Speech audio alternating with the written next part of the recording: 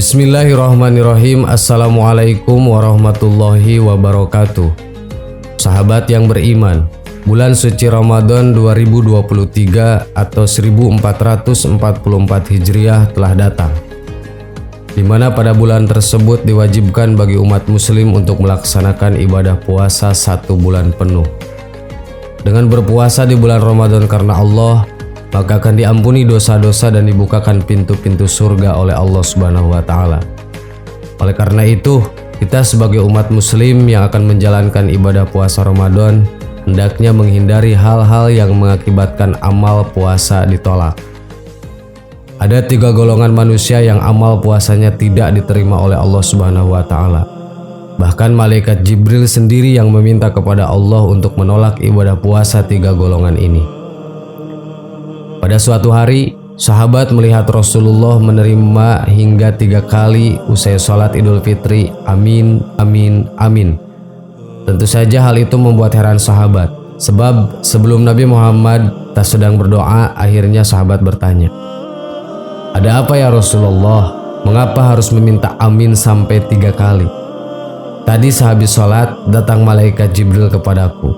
Dia berkata, "Ya Muhammad, aku mau berdoa kepada Allah, maukah ikut mengamini?"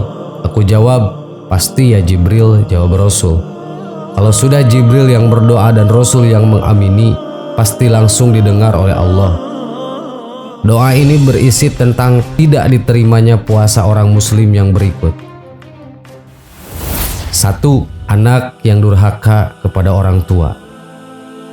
Ya Allah, saya memohon kepadamu, jangan engkau terima puasanya anak yang durhaka kepada ibu dan bapaknya. Doa Jibril. Doa itu langsung diamini oleh Rasulullah SAW. Tidak semua orang pasti, tetapi sudah pasti anak. Setinggi apapun pangkat atau kedudukan anak, bahkan memiliki banyak harta tetapi harus memiliki kekurangan. Jibril mendoakan dan diamini oleh Rasul agar puasanya tidak diterima oleh Allah Subhanahu wa Ta'ala. 2. Istri yang durhaka kepada suami. Ya Allah, saya memohon kepadamu, jangan engkau terima puasanya istri yang durhaka kepada suaminya. Doa Jibril. Doa itu langsung diamini oleh Rasulullah.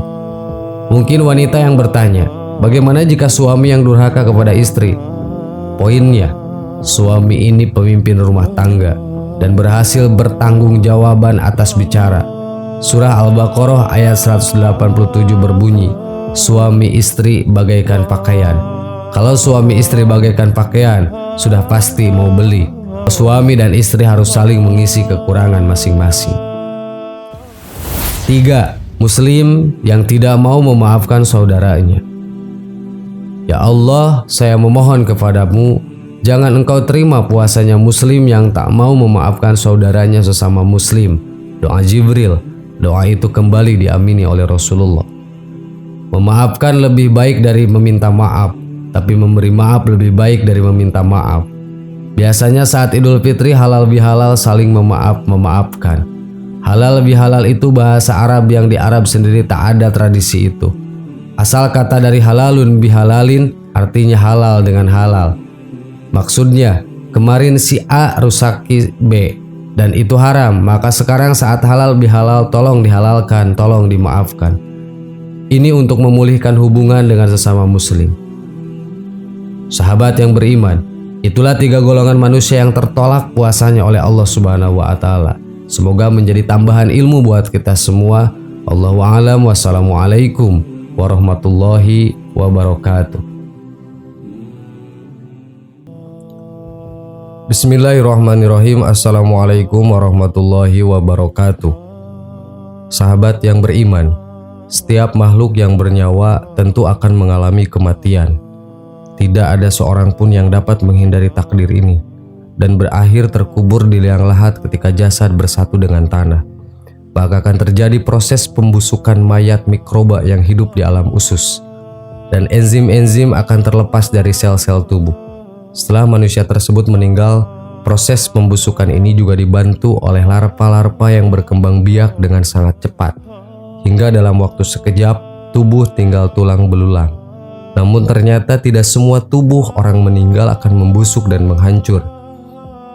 Ada beberapa jasad yang meskipun sudah terkubur di dalam tanah, tetap utuh dan tidak busuk atas izin Allah. Bagaimana hal ini bisa terjadi? Siapa saja yang jasadnya tidak akan membusuk tersebut? Berikut ulasannya. 1. Jasad para nabi Allah. Para nabi adalah sosok yang senantiasa memperjuangkan agama Islam. Memperjuangkan agama Islam menjadi amalan yang paling tertinggi bagi seorang muslim. Setiap penderitaan kesusahan yang dialami para pejuang ini akan dibayar oleh Allah dengan surga yang abadi. Orang-orang inilah yang memiliki kedudukan mulia di sisi Allah. Tidak hanya kemuliaan di akhirat kelak, bahkan ketika mereka wafat pun, jasadnya tidak akan membusuk di dalam tanah. Rasulullah menjelaskan dalam sabdanya bahwa jasad para nabi tidak akan membusuk karena dimakan binatang tanah. Sesungguhnya yang paling utama di antara hari kalian adalah hari Jumat. Pada hari ini Adam diciptakan dan dimatikan. Pada hari ini pula terjadi peniupan sangkakala dan kematian massal. Maka perbanyaklah sholawat kepadaku pada hari ini, karena sholawat kalian itu akan diperlihatkan kepadaku. Mereka bertanya, wahai Rasulullah, bagaimana sholawat kami akan diperlihatkan kepadamu sedangkan jasadmu saja telah lapuk atau remuk? Beliau menjawab, sesungguhnya Allah mengharamkan binatang tanah memakan jasad para nabi. Hadis riwayat An-Nasa'i dan Ibnu Majah. 2. Jasad para syuhada. Ternyata jasad para syuhada dan ahli jihad fisabilillah yang senantiasa memperjuangkan agama Islam tidak akan membusuk walaupun sudah dikubur di dalam tanah. Hal ini sebagaimana telah termaktub dalam Al-Quran. Allah berfirman, dan janganlah kamu mengatakan terhadap orang-orang yang gugur di jalan Allah bahwa mereka itu sudah mati. Bahkan sebenarnya mereka itu tidak mati, tapi mereka masih hidup, tapi kamu tidak menyadarinya. Quran Surat Al-Baqarah ayat 154. Pada zaman Rasulullah juga ditemukan jasad yang tidak membusuk walaupun sudah terkubur selama 6 bulan. Jabir bin Abdillah bercerita menjelang perang Uhud. Ayahku memanggilku pada malam hari, ia berkata, aku merasa akan menjadi orang pertama yang gugur di antara sahabat Rasul. Sungguh aku tidak meninggalkan seorang pun yang lebih aku sayangi dibandingkan kamu di samping diri Rasulullah.